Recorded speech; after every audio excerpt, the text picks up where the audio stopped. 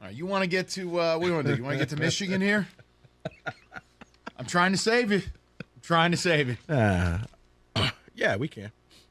Here's the question, Michigan fans. Penn State this weekend. Obviously. Everybody knows Michigan's good. How good? Hey, if you've got a great read on it, cool. I think you've played a collection of high schools, and I don't have any respect for it. But I know you're good. I think the difference between being good and talking about making the playoff and being a national title contender, it begins with Saturday. I'm not turning Penn State into some mountain you can't climb. I expect you to beat them. I expect you to beat them because I think James Franklin is a bum. But here was the real question. We now sit here, it's week 7 of college football. We've gotten at least a decent amount of data points for every team. And when you look at the look-ahead line, Michigan is 12-point underdogs to Ohio State. We've also seen it shake out a little bit where I think we're down on Bama a bit. We're down on Georgia a bit. Clemson's been better than many expected, but especially me. But they're not flashy. And it might just be OSU as that lone team in Tier 1, right? So my question was this. I fully expect you to be 11-0 when you play OSU and OSU to be 11-0. I do. But I don't think it's the same 11-0. This is a different OSU than last year, and I do believe it's a different you. Now, Jim Costa thinks you're better this year than last year. I think Cookies is insane. No, they kind of remind me. They're almost like Clemson in the ACC, where they're winning. It's nothing special. It's not like. So here's the question. Do you believe this team is capable of beating Ohio State?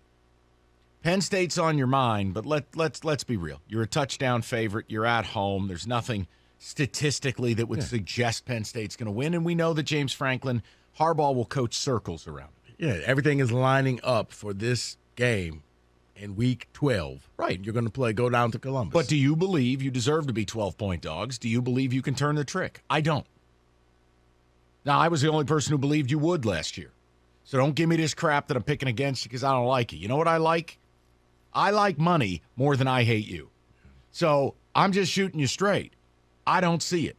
OSU's done it without their best player. They look hell-bent on revenge. They're better on both sides of the ball.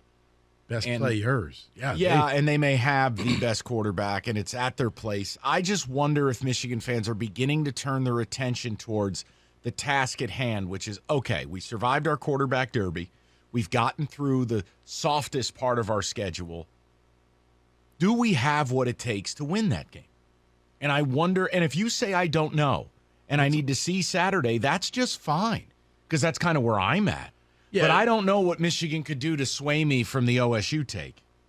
You know what, Mike? If they go out there and just lay a bomb on Penn State, I think then you have to say, okay, maybe something's going on. Because the thing is, they're winning.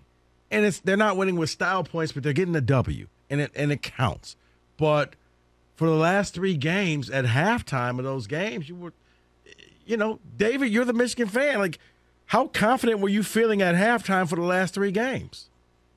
I was not very confident against the Indiana game at all. I actually thought Indiana may come back and win this game. Like, yes.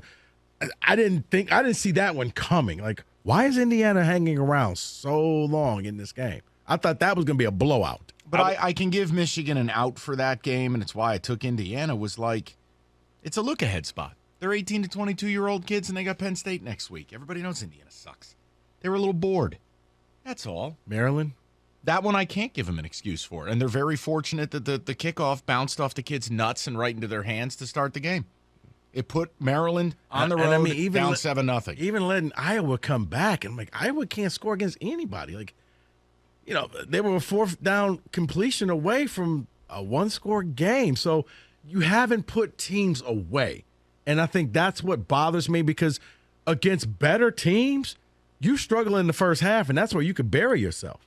You struggle against Ohio State in the first half, the way you've done for these other 3 teams that are not that great, man, that could be a long day. See, I think for me, the things I need to see, it's just they haven't had a need to do it. But if you were banking on the offense opening up a little bit, being more aggressive, featuring more of that pre-snap candy, the misdirections and the, people in motion, and it hasn't happened.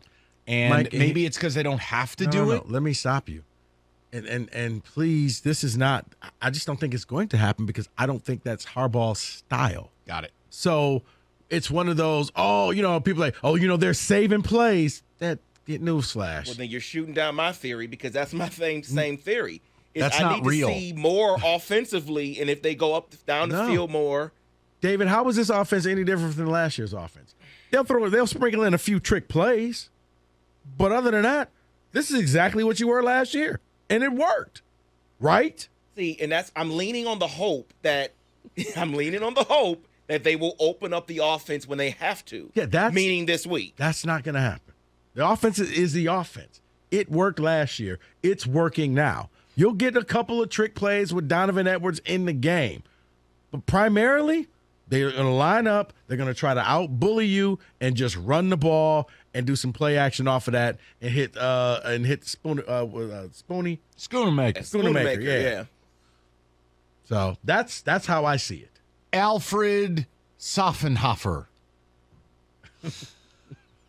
No flag when he says Spoony, though. Oh, wow. Kenny's had enough. It's Elmer Soferberg. Elmer Glue. Whatever. Elmer's Glue. 248-539-9797. David, the ticket text. Cade is the leader. Cade had the plays over 70 yards. Cade is the winner. This QB is going to fold. That is from Aaron. That's not fair. That's not fair at all. Like, what has JJ done wrong? He really hasn't done much wrong. I know he had the scare against Maryland where he ran himself into a few sacks or put it on the turf, but overall, I don't think JJ's done anything wrong. No, you know what? I just don't think he's been that special. I think you were sold a bill of goods that he was going to come in here and he was going to run that offense that David has been waiting for. Well, that was never going to happen. The one thing I do wonder, and I don't like this, but a lot of these RPOs, he's not reading it. Where the D end is crashing down and he's not taking off with it, and I'm going, then why am I playing you? Well, here's the other thing. You have to... the backup's hurt, so I can't risk it. I don't want to hear it. Okay. Name USC's backup. You can't. It doesn't stop Caleb Williams. It's Rico. You can't play that way. But USC's not trying to win a national title and beat Ohio State. They're not? I'm kidding. Oh, all right. I can't tell anymore. I was about to say, whoa. Jeez, you're so serious, man. Jeez, such a Sparty. We're doing serious sports here. David, what else? Michigan's going to Ohio State and losing by 17 plus. This current team can't win that type of shootout, and I don't see us getting to Stroud like we did last year. You know what it feels like? And there's no way for me to say this that doesn't come across as insulting, so I won't try. This just feels like all the years you would read about in the 70s. Where Michigan and Ohio State had a one-game schedule. Big 2, little 8. It'd be 2 if they played Notre Dame. And it's just everybody else's ass, and then you get to the end of the year, you play OSU. If you won, it's a good year. If you lose, it's not. That's really it. Because there's nothing. I mean, I find Big Ten football this season, beyond Michigan State tripping all over the garden hose, I find the games to be unwatchable. They're horrible. Except for me, I'm going to find out in the next 3 weeks what Penn State is. Because Penn State can be the fly in the ointment. Because here's the thing. As bad as Penn State is in Ann Arbor, they're that good at home against the Buckeyes. Is it a whiteout? Probably. Now, when they get the Buckeyes at home, that's different. That's a different team. That field goal game, the one where they blocked it and ran it back. I don't know. Penn State could... That's the fly, because you may not get the whole Big 2 because they got to say so. Yeah, and we'll see what happens with Manny Diaz, and that defense is different this year. I do wonder. I mean, both teams, like, just because OSU played Notre Dame, I don't view the Notre Dame win the way I did a month ago. No. But they're doing it with they're doing it without their best player. They're doing it with a force, and they've changed who they are. I think they know they needed to be tougher both sides of the ball in order to beat Michigan. I think last year they went in cocky. And see, I look at this team as, man, they're not really messing around. We're not talking about how we talk about Alabama and Georgia, like, they won, but geez, look, nope. Not a killer. We're better than you, and you're going to know that from day one.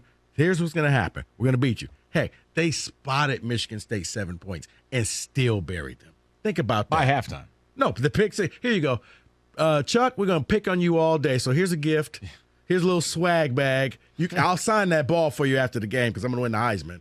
And then they just buried him. What did they do? They gave Chuck Brantley a Derek Jeter gift basket? Pretty much. Because later on in the game, there's Marvin Harrison Jr., and there's Marvin Harrison Jr. again, and there's Marvin for the three-peat. 248-539-9797, 97.1.